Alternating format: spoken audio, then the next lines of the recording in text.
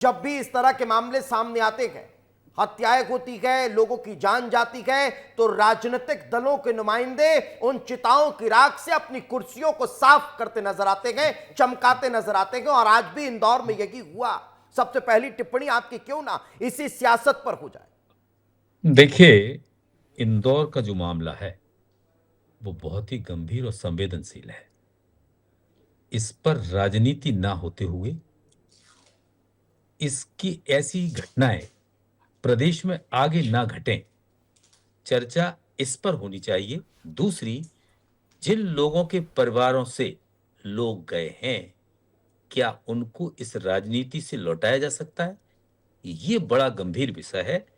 मैं ये मान के चलता हूं कि अर्बन बॉडी इंदौर, यानी सिविक बॉडी इंदौर, जो कहीं ना कहीं अपनी स्वच्छता के टैग के लिए पूरे देश के अंदर जानी जाती है, स्वच्छता तब होगी जब हम स्वच्छ पानी भी ना पी पाए। ऐसी स्वच्छता किस मतलब की? ये जो पानी जिनको सप्लाई किया जाता है, म्युनिसिपल बॉडी का पानी, वो लोग पीते हैं जिन्हें डायरेक्ट पानी पीते हैं उस पाइपलाइन से। वो लोग हैं जो आरओ वाटर या मिनरल वाटर नहीं पी सकते। यानी कि जान जाने वाले लोग वही हैं जो निचले तबके के लोग हैं, जिनकी आर्थिक स्थिति इतनी मजबूत नहीं है कि अपने तरफ से पानी को स्वच्छ कर सकें। ऐसे में सरकार पानी उपलब्ध कराने के लिए, मुझे लगता है, सबसे ज्यादा अगर कोई दोषी है तो सरकार है, और सरकार में बैठे वो नुमाइंदे हैं, जिन नुमाइंदों के कारण ये जो काम था वो डिले होता रहा और लोग सीवर का पानी, यानी कि सीवर बैक्टीरिया वाला पानी पीते रहे, जो कहीं ना कहीं डायरिया या कोलेरा का कारण बना। बिल्कुल, और ऐसा यही रिपोर्ट्स कारण भी है कि बोल रही। 15 लोगों की जान चली गई। मैं लौटूंगा सर आपके पास।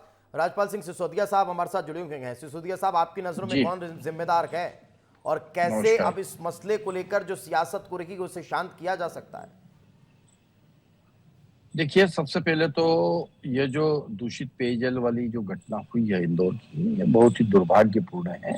सरकार और पार्टी और हम सब लोग बहुत संवेदनशीलता के साथ में मृतात्माओं के प्रति श्रद्धांजलि व्यक्त करते हुए घायलों के प्रति सहानुभूति और संवेदनाओं के साथ में बात कर रहे हैं। ये राजनीति करने का विषय नहीं है। निश्चित तौर पर हमने जो किया है वह बताने का समय है, और हमने जो किया है वह बताते हुए इस प्रकार से भविष्य में गलती ना हो, उस दिशा में सरकार को आवश्यक कदम उठाने का समय है। निश्चित तौर पर मध्य प्रदेश के माननीय मुख्यमंत्री डॉक्टर मोहन यादव जी पूरी संवेदनशीलता के साथ और पूरी सख्ती के साथ में, मैं दोनों शब्दों का उपयोग कर रहा हूँ, और इस पूरी घटना पे व्यक्तिगत तौर पर भी और शासकीय स्तर पर भी देख रहे हैं। मध्य प्रदेश के एसीएस नगरीय प्रशासन पूरे समय वहां पूरे अधिकारियों की टीम के साथ में है, और उनने व्यापक विस्तृत एक रिपोर्ट प्रस्तुत करने का काम किया है। और उस रिपोर्ट के आने के पहले से भी मध्य प्रदेश सरकार ने सख्ती से वहां कार्रवाई करते हुए कमिश्नर को भी हटाया है, अपर कमिश्नर को सस्पेंड किया है, इंजीनियर, सब इंजीनियर और तमाम तरह के जो दोषी लोग इसमें प्राइमा फेसी पाए गए उन लोगों को सस्पेंड करते हुए, हटाते हुए और कार्रवाई करने का काम हुआ है। नई फिर भी व्यवस्थाएं कहां सुधर पाई सिसोदिया साहब? अभी भी जंग लगे टैंकर से पानी परोसा जा रहा है।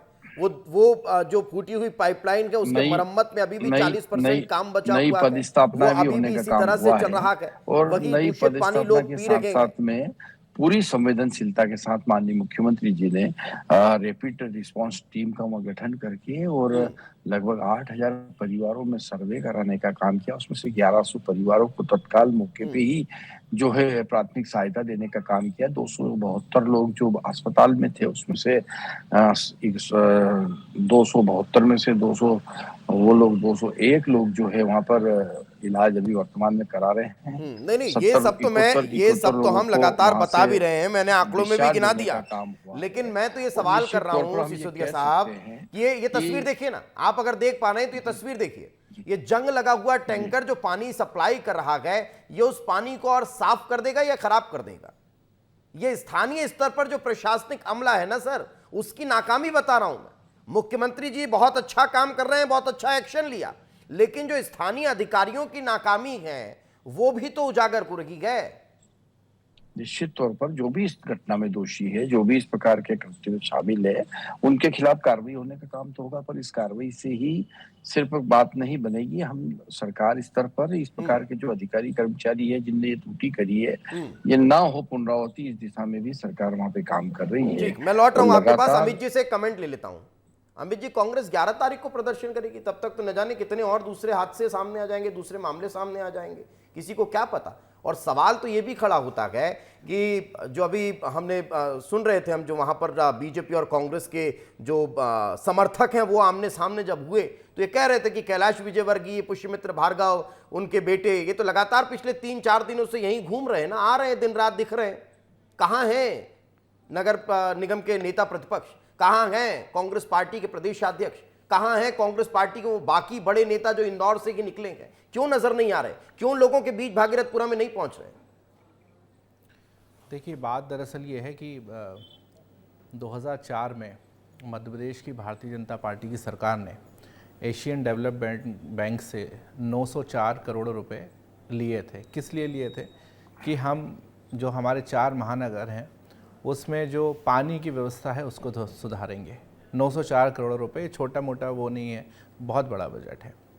उसके बाद बात यह है कि ये सारी चीज़ें मध्य प्रदेश में ही क्यों हो रही हैं? कफ सिरप में बच्चों की मौत हो जाती है, शराब से जो है वो लोगों की जानें चली जाती हैं। उसी इंदौर में जो है वो मंदिर में सीढ़ियाँ धसक जाती हैं, 36 लोगों की मौत हो जाती हैं।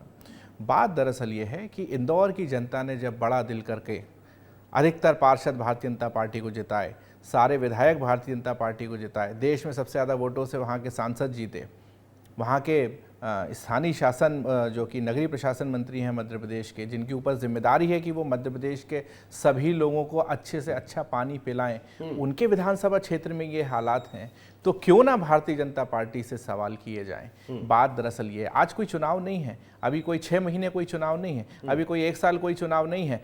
बात यह है कि राजनीति तो भारतीय जनता पार्टी की लोग कर रहे हैं। आप देखिए ना, मीडिया में कौन सी बातें सामने आ रही हैं। महापौर ये कह रहे हैं कि क्या मैं इस दिन के लिए महापौर बना था, अधिकारी मेरी सुनते नहीं हैं। कैलाश विजयवर्गीय जी ने कहा कि अधिकारी हमारी सुनते नहीं हैं। अरे भाई, अधिकारी नहीं सुनते तो क्या आपने नगर निगम की बैठक में निंदा प्रस्ताव क्यों नहीं लाया? आप महापौर जी, आपने जो है आज जो आप घड़ियाली आंसू बहा रहे हो, आप इस्तीफा देके घर बैठ जाते।